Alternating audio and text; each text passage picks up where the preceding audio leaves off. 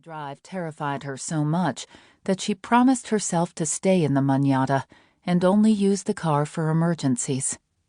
But after a few weeks, the dry dust made Leona's skin itch, and the nearest water source, a little tributary of the Mara River, was low and thick, too muddy to bathe in.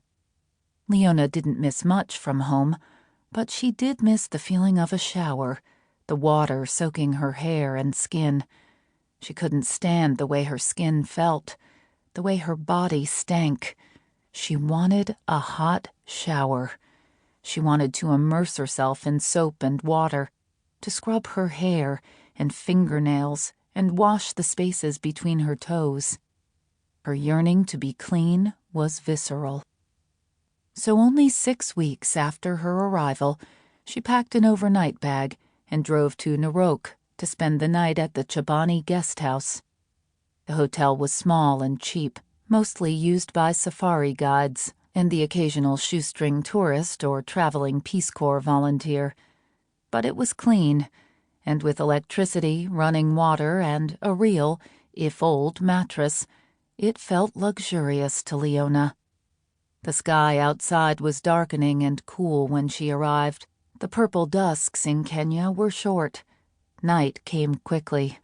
Leona turned on all the lights in her room and laughed at how easily they flicked into brightness. The manada had no electricity.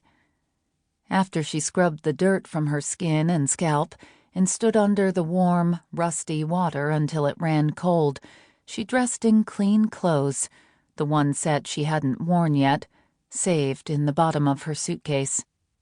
Until now, she'd only smelled it occasionally.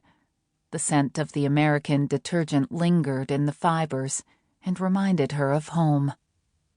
She felt new and lighter somehow, cracked free of her dusty shroud. With the smell of floral shampoo still lingering in her hair, Leona went down to the hotel's cafe to order a drink. The bar was wooden-walled and dark. The only light came from a string of colored Christmas tree bulbs, the big ones people back home wrapped around outside tree branches, and a disco ball revolving slowly above a central space where people could dance. There were no dancers that night. Maybe it was still too early. Leona chose the bar stool farthest away from the only other customers, a white couple, both about her age, maybe a little older. Leona didn't like small talk, so she avoided making eye contact with the two. But she hadn't seen other white people for weeks, and she found herself unable to keep from glancing up at them. The two were clean, both neatly dressed, which made Leona think they might be tourists. But the woman turned slightly, and Leona recognized the logo of a well-known anti-poaching foundation on the front of her T-shirt. The woman was pretty, petite and blonde with a sunburn spot on her nose and rosy pink cheeks.